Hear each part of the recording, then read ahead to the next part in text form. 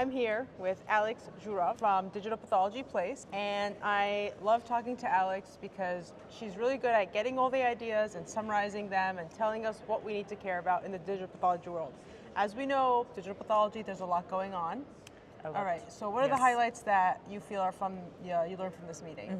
There are two things. I think there are three, but I don't know if I remember the third one. So first thing is hype and real work on foundation model made it to this conference, meaning it's getting to the pathologists. So it's not just some research thing floating in the air. We actually have integrations with software, with image viewing software that can access the models, both vision models and vision text models. So I think this is a new trend going on that I'm seeing is being communicated clearly. Another thing is the direct to digital pathology. I've seen several companies doing direct to digital imaging. People are still a little hesitant, and by people I mean us pathologists, because we're used to glass. There is a strong push towards direct to digital, which would put us as a specialty right where radiology was when they started digitizing. Actually, they were in a different situation where they had the option to digitize images before they were able to view them digitally. So they had to analogize images and print the film. They were in an opposite position. We are in the position where we are digitizing analog, but there is a trend happening to do the direct to digital, which I think is gonna increase adoption very, very much. And the third thing, figuring out how to integrate AI. A lot more people embrace AI. There are different apps that are already being trusted by pathologists. The question now is, okay, how do I integrate it into my daily workflow? And I have seen some solution to this problem already. Some people are still struggling, but there is a trend in the direction that it's going to be visible directly in your digital workflow. There was a couple vendors who are actually building it in, and they're like, yeah, we can integrate into Epic, for example, and we can work on this and that. So AI is happening, everybody. It's just a matter of, But we're still looking at it, so you don't have to worry that it's going to be like an automatic sign out or anything. Yeah, so it's actually pretty cool. One of the vendors inside in the exhibition hall actually has the AI kind of algorithm built in, so it'll like triage your cases. So like, okay, here's the prostate cancer case. It already measured the core for you. It measured the amount of cancer. It gives you the percentage in a prostate core. I mean, this excites me because as a general surgical pathologist, sit down and measure each core like manually. I'm measuring the core. I'm kind of you're measuring, faces, you're measuring and you're also kind of eyeballing at the same time. So reproducibility is always an issue because you give it to two different pathologists, you get two different answers. And then, I mean, what's nice about the AI is it does it automatically, gives you the percentage, and then even gives you a Gleason grade. Yes. So it was actually pretty cool. And then all I have to do is like, yes, I agree, this is a 3.3 or 3.4 or 4.3. And I'm always arguing with myself whenever I'm doing a prostate, is this a 4.3 or a 3.4? Because sometimes it's not so clear. To me, like esteemating it visually is beyond the physiological visual capability of a human. So why do we do it? And I don't know, was it Mr. Gleason or Miss Gleason that invented the scoring? I feel like it was a Mr. They had We some should double check. supernatural visual capabilities to actually estimate that. Yeah. And it's a very granular, like it's a seven point scale, right? I mean, look, the technology exists to get rid of that like gray zones where you're more able to accurately diagnose these kinds of cancers. Going back to this AI thing that's integrated into the system, it does triages it for you, and then you actually review it. You get a chance to review it. It generates a report, and then you agree, click, click, click, done. I mean, normally it takes me like at least 40 minutes to get through prostate biopsy. It's usually like 1 to 2 trays, so you're looking at 40 slides or so, because they sample the prostate extensively. And here I can do that in 15 minutes. So if you're thinking like, okay, how do I, business model? This is efficient.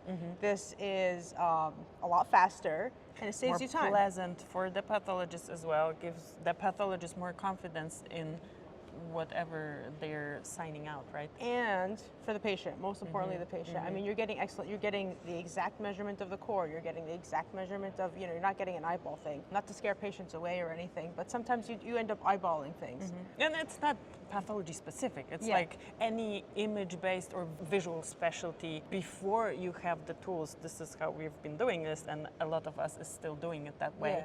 and that's the best we can do. But if we can do better with tools and with technology, then I think we should. And you know, to one thing that you actually mentioned, going digital, like direct to digital from tissue. Direct to digital. I mean, DICOM, the standardization of medical imaging. I think, you know, radiology had to do it first, where medical imaging had to kind of go through this process, and everyone was like, oh yeah, you know, nobody questions radiology, how they did it, why they did it. But here we're getting a lot of questions. What's our return on investment? What's this, that, and the other thing? Yeah. Not realizing that, well, it actually is the equivalent of radiology. So we actually had a couple of speakers from SIM, which is Society of Imaging Informatics in Medicine, and they have a lot of radiologists, but they start having more and more pathologists as well. Again, it's an image. Listen to those recordings. It's an image, right? So there has to be some type of standardization of these kinds of images that are coming in. So that was actually really nice that there's that movement, that standardization, and that parallel with radiology. So that, I think, to me was something like, okay, like we're headed towards a standardization realm. We're not just like talking like, oh, we're going to do it. We're going to make it official, and we're going to do it, and we're going to do it well.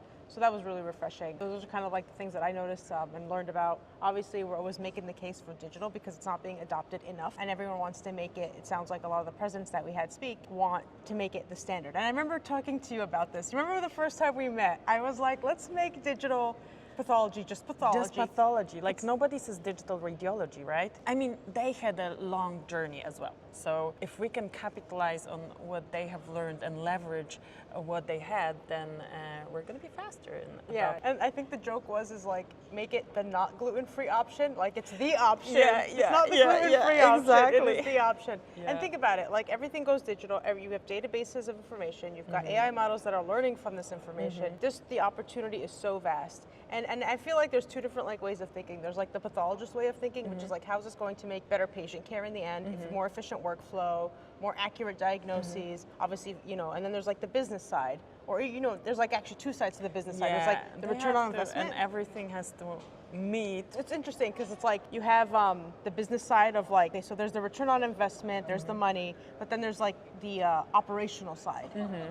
There's just so many things, and I can't help but not mention the wellness side. I wanted to say that too. Great minds think alike. Great minds think alike. So the wellness side, the flexibility. I mean, staffing is an issue. Everyone's suffering from being understaffed, right? And that was mentioned so many times during this conference. So staffing issues, obviously wellness. I mean, let me tell you a story. So I was talking to a lab manager from a big lab. They told me, oh, we're losing 2 pathologists and then 1 more is retiring. But we're now here to figure out how to go digital, because those 2 pathologists who actually like are going away, they would be happy to work part-time if it was digital. So they're basically making it happen to keep the pathologists that they already know and worked with in the company, in the lab. So I thought this is it was the first time when I have experienced this being a driver of digitization. Usually, like, I try to promote it because I work from home and this is a game changer for me. I have 2 little kids, and like at this time of my life, if somebody wants to recruit me away and they tell me there is no option for digital, I don't even talk to them. But it was like, I was not in a position to require that for somebody to actually go digital. And these 2 pathologists who wanted to go away but say, okay, we're gonna stay part-time if you give us digital, basically drove the adoption, drove the digitization of that lab. And you know, it's nice because I actually was talking to some vendors, and you can choose to kind of transition into digital. You don't have to make your complete platform digital. You can actually make certain parts of your workflow digital. Obviously, for it to go completely would be more efficient, but there are vendors out there who are actually like, you don't have to do everything digital. Here's what you can choose to do digital, and we can work with you. Workflow. Yeah, so like when you have, you know, I mean, look, the reality is there's some pathologists that their experience, their years of experience is invaluable. We can't lose them as a company, whatever that company was, right, or organization. Too valuable to let go of. And if they're still to company and to the patients, like who's going to diagnose them? That too, right? And it takes time to make a pathologist. Like, yes, you do residency, yes, you do fellowship, but I have to say, as a new pathologist myself, it does take time to get that diagnostic comfort, you know? Like, you know your stuff, but it takes time to really get to that level of like, okay, I can do this, you know, with my eyes closed. Don't do it with your eyes closed, everybody. For an image-based specialty, I would not recommend that either. Don't do that. But you know, yeah, just basically to be fluent, be confident in yourself. And also that level of confidence allows you to ask questions when you know you need to ask questions. Because at the beginning, like, you want to ask questions about everything, you reach a certain level, well, okay, I'm confident in doing this. This I have to take to somebody else. And you don't need to take it to somebody else because you can send them an image. Exactly, exactly. So a lot of advantages, you know, not just on sign out level, but on like the large scale Global function. care level, I would say. A super cool aspect about PathVisions, for me personally, as somebody who's pretty active online, I meet people that I met online in real life. And then we just like see each other and like, okay, we've never met, but we are actually friends. And that's what happened with us at the previous meeting. We were already in touch online. And I think this online activity, there's more and more of that. Pathologists are becoming, from being this like kind of invisible specialty, are coming out online. LinkedIn is the main platform for medical professionals where they are active, creating awareness and basically showing everybody in the world that pathology is the gateway to care. Like, without pathology, you don't know what the care is gonna be. I love that about PathVisions, about DPA, and about Beyond the Scope, so everybody can listen to this podcast. Yes, please listen to Beyond the Scope, and please, if you don't follow Alex already, please follow her. Thank you so much. Like you said, it's a great way to meet people and network people, opportunities, whether you're looking to grow in your career, make pathology friends, or just honestly... Or meet us next year. It's gonna be in... San Diego. San Diego. You can be here in person with us and be interviewed for the Beyond the Scope podcast. Also, maybe for the Digital Pathology podcast, which is my podcast. Awesome. Thank you so much. Thank you so much. Thank you.